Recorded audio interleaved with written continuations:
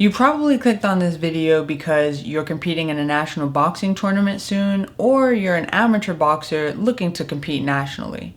My name is Stacia Suttles, or Stacia the Natural. I'm the 2016 USA National Champion at 141 pounds and a 3-time Team USA boxer, among other accomplishments. But in this video, I'm going to be giving you guys tips that you can start incorporating today to win your next national boxing tournament. Let's get started. Tip number 1 is to answer this question right now and then every day, especially during training. What is your why? Why do you want to compete nationally? Why do you want to be a national champion? Why? What is your why? That answer should be so clear and definitive that every single day during training, when you wake up in the morning, when you get to the gym, when you get home, when you go to sleep, your why is right there.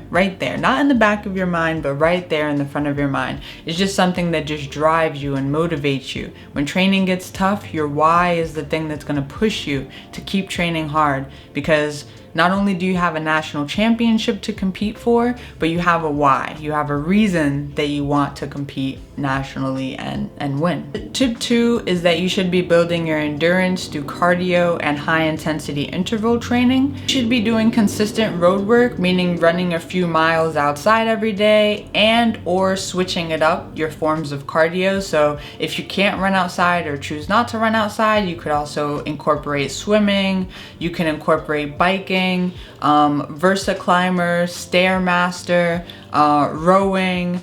There's tons of cardio equipment out there that you can incorporate into your routines that are just as, if not some, even more beneficial than running outside.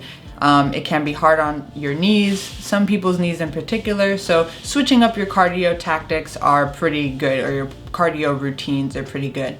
Another thing that I want to stress is that you want to always be switching it up. So not just running steady state, but also doing high intensity training. So mixing in interval training and sprints is very important as well. This is super important because in boxing, you're usually mixing it up with short spurts of high energy, and then you're bringing your level down, and you have to be able to breathe, and then get back to that energy expenditure again. So you're just throwing a lot of punches and then breathing again.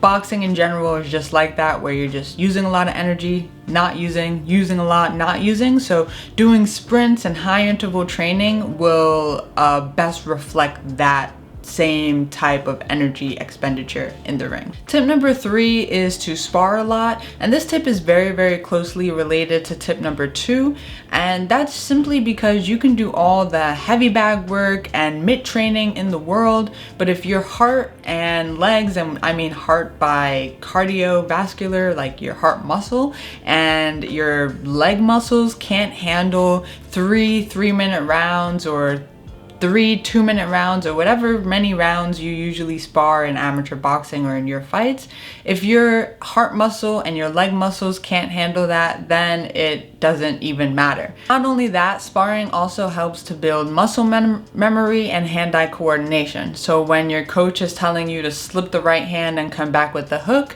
you can actually implement that tactic. So not only just doing it in mitts, but when you see it in sparring, when you see the opening in sparring, you'll be able to do it more and more and easier because you see it more and more. I also want to mention that during national boxing tournaments, depending on how many people are in your weight class, you could be fighting every single day from the beginning of the tournament to the end of the tournament. You could be fighting every other day. You could be fighting 2 days on, 1 day off. So it really just depends on how many people are in your weight class. So sparring as much as possible and as often as possible would be ideal. I recommend 2 to 3 sparring days per week, and having those rounds being 30 seconds to 1 minute longer than your normal fighting rounds, and then tapering down as your camp goes along.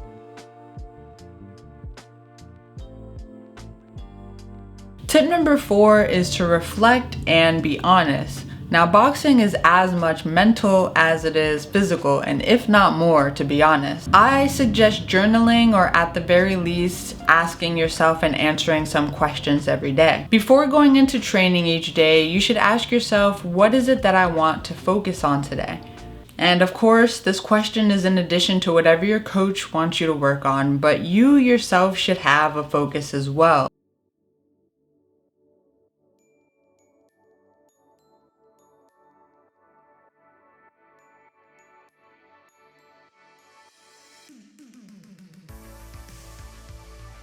After training, ask yourself, how can I improve? And again, it is really important to be honest with yourself with no ego, no judgment, just simply, how can I improve? What did I do today that I can improve upon tomorrow? Tip number 5 is to leave no stone unturned. Now, this is more of a mindset shift than anything else, because when I say leave no stone unturned, I simply mean to give it your all and do your best every single day.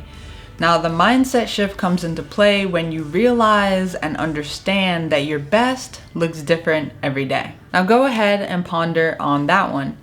I hope these tips can be beneficial to you on your boxing journey.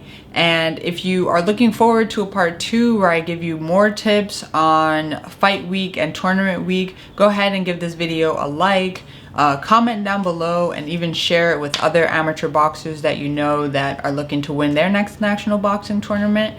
And I'll see you guys next time. Peace out.